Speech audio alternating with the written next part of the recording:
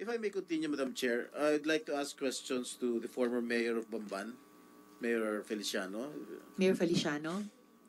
Yes, sir. Inibitahan yata kayo last hearing, di kayo nakapunta? Is it true? Yes, Your Honor, and Madam Chair.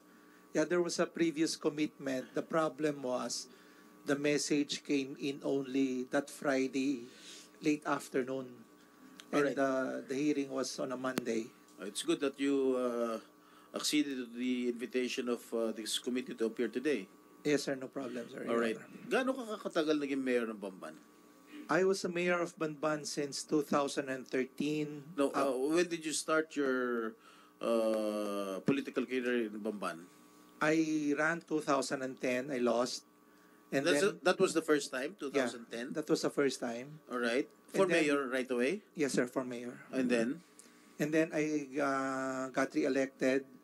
I ran again 2013. You won? And then I won. Okay. And then I won for the next succeeding 2 terms again. So nag-graduate po ako up to 2022. 2022. Yes, Your So you completed your 3 terms Yes, Your Honor. as mayor of Banban. Yes, Your Honor. Okay. Why did you endorse the candidacy of Alice Go for mayor to replace you? Because I gathered information that there was a barangay captain who was supposedly going to run for mayor. And at nag-usap na raw kayo na siya yung next mayor na endorse nyo. And all of a sudden, you endorsed the candidacy of Alice Go. Is that right? Yes, sir. There was a barangay captain who Yes, wanted sir. to run for mayor, but Yes, sir. unfortunately, he did not get your endorsement. And instead, you endorsed the candidacy of Alice Go. Yes, sir. That's right. Yes. Why is that so? To make the long story short, yung barangay captain na yon, he was supposed to be my predecessor. Yes. But the problem was... Predecessor or successor? Successor pala, sorry. Successor. But the problem was, during my last term, I decided to run for congressman for the 3rd District. Did you run for congressman? Yes, I ran for congressman. Unfortunately, you lost. Unfortunately, I lost. Who was your opponent then? Kong Bong Rivera. All right. Okay. So And material. then, during the time that I was campaigning, he insisted that I don't run for congressman because I already endorsed Congressman Noel Rivera to him. So, ang nangyari doon, hindi ka pwede tumakbo kasi in-endorse mo na si Congressman Noel, hindi ko siya pwedeng iwanan. So sabi ko, that's not a problem with me. Kahit na ang mayor ko, ikaw, walang problema, dalawa yung congressman mo. But he insisted na hindi pwede, so siniraan nila ako. So on late notice... No, was that during the campaign period already? No, prior to that. Prior to that. Prior to that. Wala pang filing ng COC? Wala pa po. This Okay. was after already the pandemic. Okay. So when I decided to run for congressman, sabi niya, hindi pwede. Kailangan ako lang ang tatakbo, suportahan mo ko. Sabi ng barangay captain? Yes. Okay. So on my part, since wala po akong running mate on my town, I decided I had to have a running mate of myself. And considering the fact that Banban is only small, what is your population in Bamban? our population is around 80,000 and voting is around 40,000. By rule of thumb, kalahati. Yeah. Okay. And so after that, I needed somebody on my side. So ang nangyari doon, me as a former local chief executive, we local chief executive should be economic managers. Small investment, small capital, big dividend. So in my town, when I took it over, Okay. Sige. Paano mo nakilala to si Alice Go? since she was fig farmer, Since you was a? pig farmer. Uh-huh. Meron sila pong pig farm sa Bamban. Okay. So on my second term, pumupunta na po siya sa opisina. Okay. So she was the one handling the detail. On your second term, did she express interest that she wanted to enter politics? No, not No, nothing. Nothing at all. Nothing at all. Wala kang inkling na gusto niyang Wala. maging mayor. Wala po. So ano talaga siya noon? She was just an ordinary person that's coming into my office kana kumukuha ng mga permits. So when did you first meet her?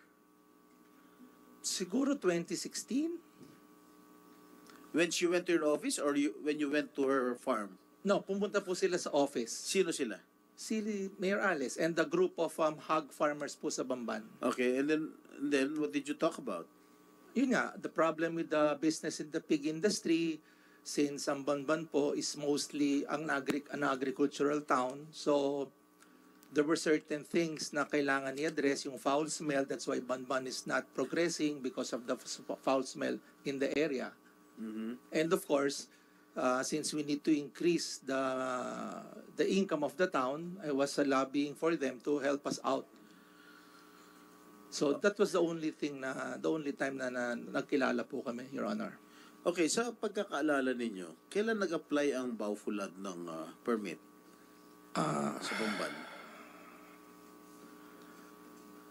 Baufulad started out for the reclassification of the land for lease rentals po. This was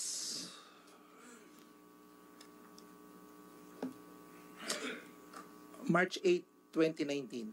March 8, Opo. 2019? Yeah. You were still the mayor then? Yes, sir. Okay. Sino ang nag-facilitate? Sino ang humingi ng pumunta sa opisina mo para kumuha ng permit ng Baufulad? Si Miss Alice Guo. Siya mismo? Yes, sir. Okay. Itong si Zun Yuan at Hong Sheng Gaming Corporation, kailan po sila nag-apply ng business permit sa'yo? Ang dinaanan ko lang po dyan was Hong Sheng. Hong Sheng. Yes, Sino sir. in behalf of Hong Sheng, sino nagpunta sa'yo? Sa Hong Sheng po, siya po yung nag-request din sa amin ng... Si Alice Go. Siya po. Sa tingin mo, anong participation niya sa Baufulad tsaka dito sa Hong Sheng Gaming? She was just an investor in my town that she bought the land and then she had investors under her arm to put in money in the town para patayo po yung mga buildings for lease rental po ng real estate property. May idea po ba kayo kung anong klaseng operasyon ang ginagawa niyo sa loob ng Baufo compound sa Bamban Tarlac? Ay, wala po. Kayong naupong mayor? When I was mayor already, but just they got the loan from us. And then, excuse me? letter of no objection. Yeah. Who provided that loan? No? What do you mean, sir? Sino nag-issue ng loan? No? The Sangguniang Bayan po. During your time? During my so time. you approved it? No, hindi po ako. There was the Sangguniang Bayan approved the letter of no objection. This Yes, is a but resolution. of course, when they approve it, the mayor will also sign. I didn't sign the document, Your Honor. The document is signed by the SB Secretary and the Vice Mayor. But you were, as mayor, aware ka dun. Yeah, I was aware, but I wasn't part of that document. I am part already of the building permits and the other things with regards outside of that reclassification, Your Honor. You mean to say you did not sign is that an ordinance? It's a resolution, Your It's Honor. a resolution. Yes, Your The Honor. mayor doesn't sign the resolution when approved by the Sangguniang Bayan? The mayor doesn't sign the resolution, Your Honor. Only the vice mayor. Well, nung panahon namin, dumadaan sa amin eh. Anyway, nag-issue ka ba ng travel pass kay Wang Ziyang, the incorporator of Baofu? As I could recall, Your Honor, during the time of the pandemic, if a legitimate business owner comes to my office and asks for a travel permit in order to move out of Banban and coming to Banban because may negosyante sila, yes, probably I did, Your Honor. You did. Why? Your Honor, you're a businessman and then they need to travel back and forth to Fontana. But you didn't check his background? No, Your Honor. Why did you not check his background? Nagbibigay ka na lang ba kahit sino ba mag-apply ng permit sa'yo? Walang due diligence? Wala na, Your Honor, because during the time it was pandemic already. And you know, wala na pong negosyo sa Katulad bayan. nito, big boss pala ng Pogo itong Wang Ziyang. So it's an pag-aaralan na po natin ngayon na dapat sa susunod kailangan po, bago tayo gumawa ng mga dokumentong ganon, kailangan ma-check na po sila. Hindi, as mayor, command responsibility mo yan. Yes. Mayor din ako. Yes, That's sir. my command responsibility as mayor. Yes, sir. But the problem is, sa sobrang dami po nang kumukuha kung lahat po sila, checkan Well, I po understand. na. Totoo naman. Totoo naman yung sinasabi mo. But in this case, kita mo, inissuehan mo ng permit. Pala, big boss pala ng Pogo ito. Siyempre, sa'yo babagsak ang problema. Di ba? Sa mayor, babagsak ang problema. Yes, sir. Okay, sa yung pagkakalam, ano mga negosyo ni Alice Go? Ang alam Sa ko lang po, Bamban. yun lang pong piggery.